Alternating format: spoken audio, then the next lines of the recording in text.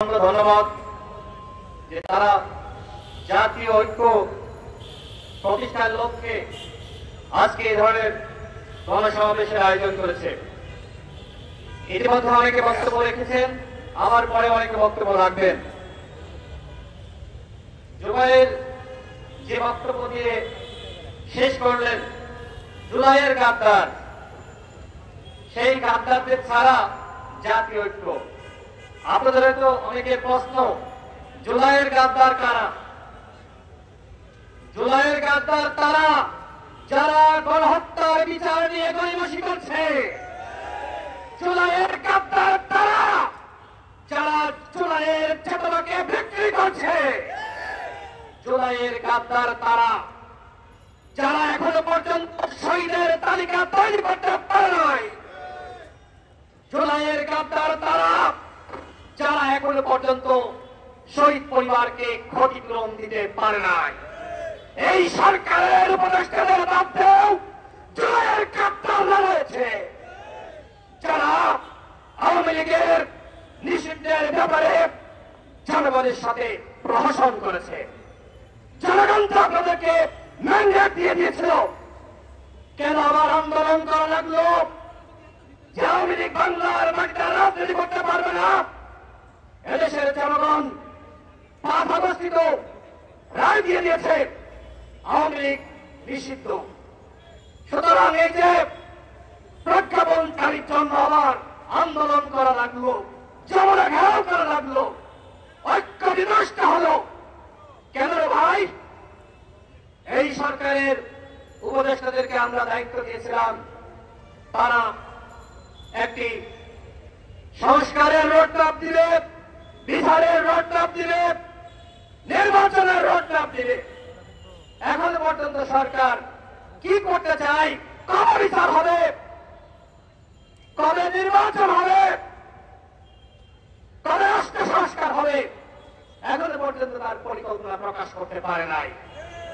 রাজনৈতিক দলগুলোর সাথে, জুলাইয়ের শক্তির সাথে আজকে যে সরকারের দূরত্ব, এর কারণটা কি? জুলাইয়ের সমস্ত শক্তিকে দূরে ফেলে দিয়ে কতিপয় কথিত মাস্টার মাইন্ডের পরামর্শে তারা সরকার পরিচালনা করতে গিয়েছিল, আর আমরা দেখলাম তাদের ব্যর্থতা। দেখেন, 71-এর পরে আমরা দেখেছি যারাই আওয়ামী লীগে যোগদান করেছে, আওয়ামী লীগ করেছে, তারা হয়ে গেছে স্বাধীনতা সপক্ষের শক্তি। এই 24-এর পরে আমরা দেখছি যারা নতুন বন্দোবস্তের নামে একটি দলের সাথে যুক্ত হয়নি, তারা জুলাইয়ের শক্তি হতে পারে নাই। ধিক্কার জানাই এইখানে যারা আছে, সামনে পিছনে মঞ্চে, এই গণঅভ্যুত্থানে প্রত্যেকের অবদান রয়েছে। সরকার সেই অবদান স্বীকার করে নাই। সরকার যদি আমাদের এই অবদান স্বীকার করত, সবাইকে নিয়ে সরকার গঠন করত, তাহলে এই অনেককে আমাদের দেখতে হয় না। সরকারের বয়স এখন 10 মাস। এই 10 মাসে সরকারের অর্জন কি? গণহত্যার ভিতরে সরকার কি কি করেছে, রাষ্ট্র সংস্কারে কি কি করেছে, নতুন বাংলাদেশ বিনির্মাণে কি কি করেছে, তার জবাব দিয়ে তো আমরা চাইতে পারি না।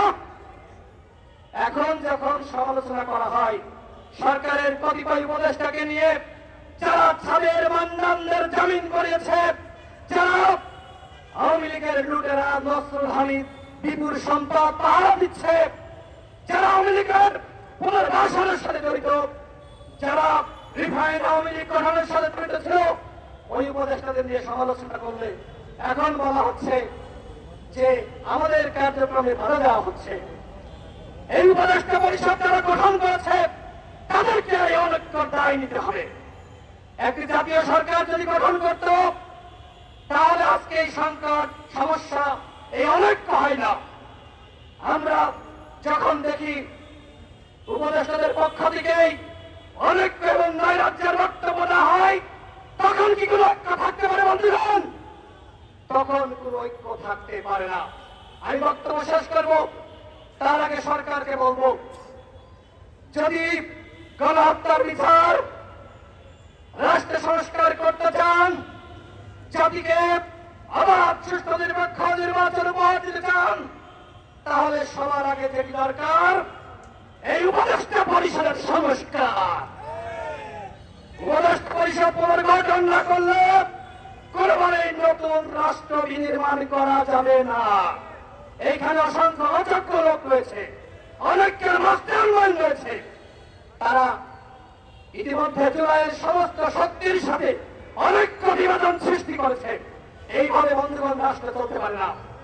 সরকারকে বলবো, সবাইকে ডাকেন, আলোচনা করেন, আলোচনার ভিত্তিতে রোডম্যাপ প্রকাশ করেন।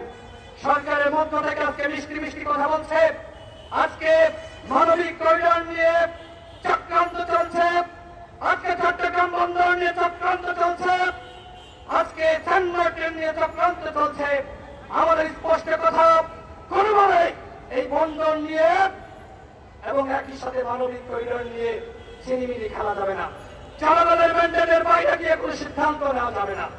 সর্বশেষ কথা বলবো, আমাদের এই যে তরুণরা, যুবরা, জুলাইয়ের মুজাদ্দেকরা, সাথীরা যে আন্দোলন করছে, এই আন্দোলনের সাথে আমরা সংহতি জানাই।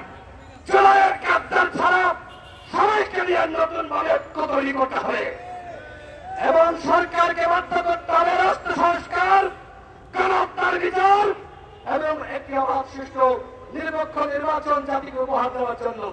এইখানে যারা ঐক্য প্রতিষ্ঠার জন্য এসেছেন, হাজারো মানুষ জড়ো হয়েছেন, আমাদের এই তরুণদের ডাকে আপনাদেরকে বলবো, নিজেদের মধ্যে ঐক্য ধরে রাখুন, ইনশাআল্লাহ বিজয় আমাদের হবেই হবে।